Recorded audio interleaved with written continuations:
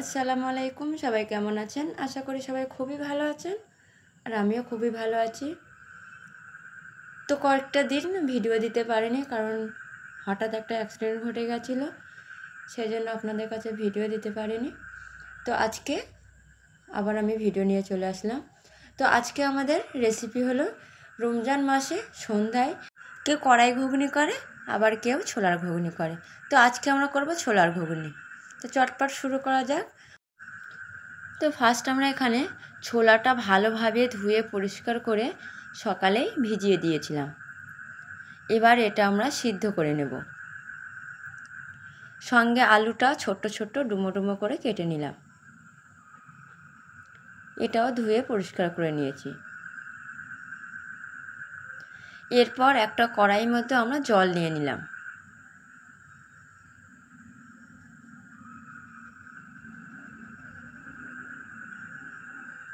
এরপর এর মধ্যে আমরা দিয়ে দিলাম যে ছোলাটা আমরা ভিজিয়ে রেখেছিলাম। তারপর দিয়ে দিলাম আলু।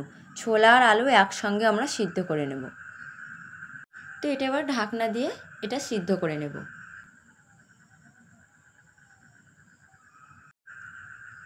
তো 6-7 মিনিট পর এটা এবার দেখব ছোলার আলুটা সিদ্ধ হয়ে গেছে কি।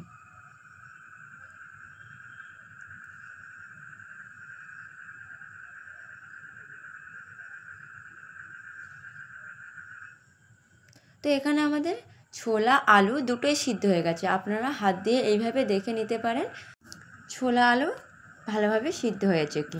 এবার এর থেকে জলটা আমরা ঝারিয়ে নেব।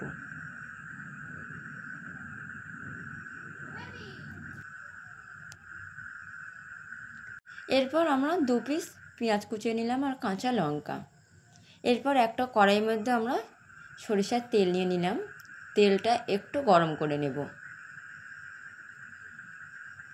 তেলটা গরম হয়ে যাওয়ার পর এর মধ্যে আমরা দিয়ে দেব পেঁয়াজ কুচি আর কাঁচা লঙ্কা।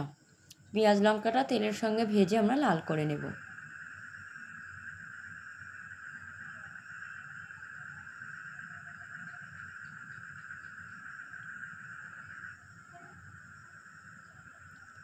তো পেঁয়াজ লঙ্কাটা লাল হয়ে গেছে।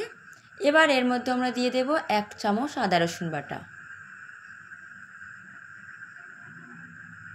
আদা রসুন বাটা দেওয়ার পর একটু নাড়িয়ে চাড়িয়ে নেব, যাতে আদা রসুন বাটা গন্ধটা না থাকে।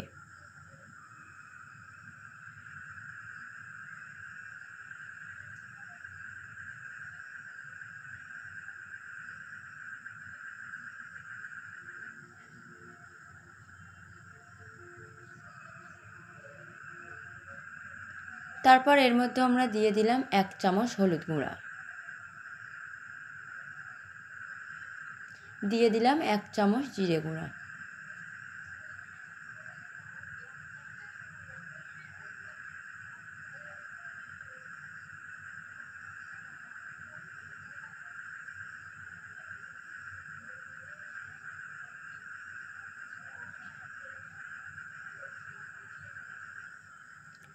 এরপর এর মধ্যে আমরা দিয়ে দেব ছোলা আলু যেটা সিদ্ধ করে রেখেছিলাম। এখানে আমরা গুঁড়ো লঙ্কা ব্যবহার করিনি, কারণ সারাদিন রোজা রেখে সন্ধ্যাবেলা খেলে কোনো অসুবিধা হতে পারে, সেই জন্য এখানে গুঁড়ো লঙ্কা ব্যবহার করিনি। আপনারা চাইলেও গুঁড়ো লঙ্কা ব্যবহার করতে পারেন।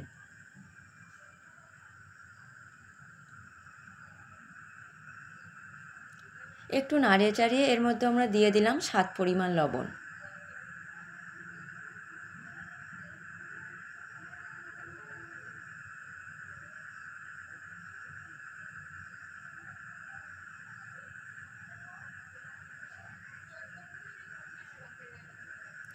এরপর এর মধ্যে দিয়ে দিলাম সামান্য একটু জল। জলটা দেওয়ার পর এটা নাড়িয়ে চাড়িয়ে জলটা আমরা মেরে নেব, কারণ ছোলা আলু দুটোই সিদ্ধ করা আছে, বেশি টাইম লাগবে না রেসিপিটা রেডি করতে, সেই জন্য এখানে বেশি জল দিইনি, অল্প একটু জল দিলাম। দিয়ে জলটা নাড়িয়ে চাড়িয়ে ভালোভাবে আমরা যে জলটা দিয়েছি সেই জলটাই মেরে নেব।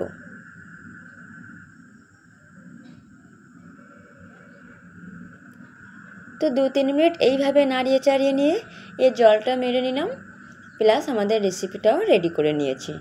তো তো আপনারা কিন্তু এই ছোলার ঘুগনি বাড়িতে এইভাবে একবার ট্রাই করে দেখবেন, সন্ধ্যাবেলা খেতে খুবই ভালো লাগবে।